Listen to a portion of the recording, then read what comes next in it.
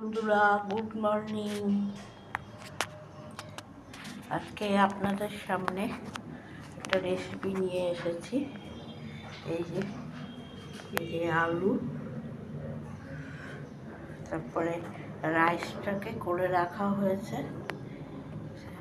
রাইসটা 70% সেদ্ধ করে, এই যে দেখুন রাইসটা 70 সেদ্ধ করে রাখা হয়েছে। আর এই যে পনির হবে। পনির দিয়ে আলু দিয়ে বিরিয়ানি করা হবে, আর খুব সহজ প্রসেসে আর ঘরের মতো করে করা হবে। বিরিয়ানির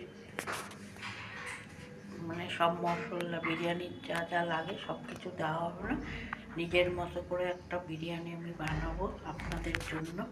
আপনারা আর এই যে ডাবের শাঁস, এই যে ডাবের শাঁস দেবো। ডাবের শাঁসটা বেটে ওর মধ্যে দেবো। ডাবের শাঁস এনেছে, এই ডাবের শাঁসটা দেবো, এই কাঁচা লঙ্কা দেবো, এই যে আদা বাটা দেবো, আর এই যে এলাচ দারচিনি দিয়ে আমি এটা করবো খুব সিম্পলভাবে। সবাই অনেকেই বিরিয়ানি খেতে পছন্দ করেন, আর সহজে মানে একদম সহজ পদ্ধতিতে আমার এই বিরিয়ানিটাও হবে, আর খুবই কম মশলা, ঠিক আছে, মশলা আর দেওয়া হবে। আর এই যে ঘিয়ে শিশি, এই যে ঘিটা দেবো আমি, এই ঘোষবাড়ি পিওর ঘি, এই যে ঘিটা দেবো, এই ঘিটা দেবো, এই দিয়ে আমি এই বিরিয়ানিটা করবো। আপনারা কিন্তু দেখবেন।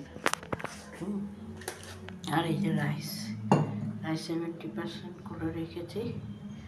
তারপরে এই আলু, তারপরে এই পনির করে রেখেছি, পনির, আর এই নারকেলের শাঁস, এই ঘিয়ের শিশি, এলাচ দারচিনি আদা কাঁচা লঙ্কা, এই দিয়ে বিরিয়ানিটা করবো।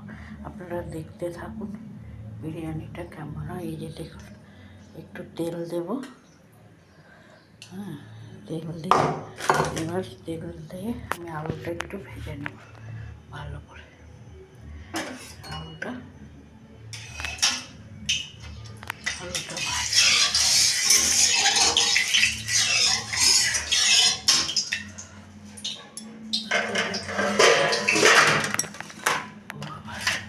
একটু ভেজে নেব।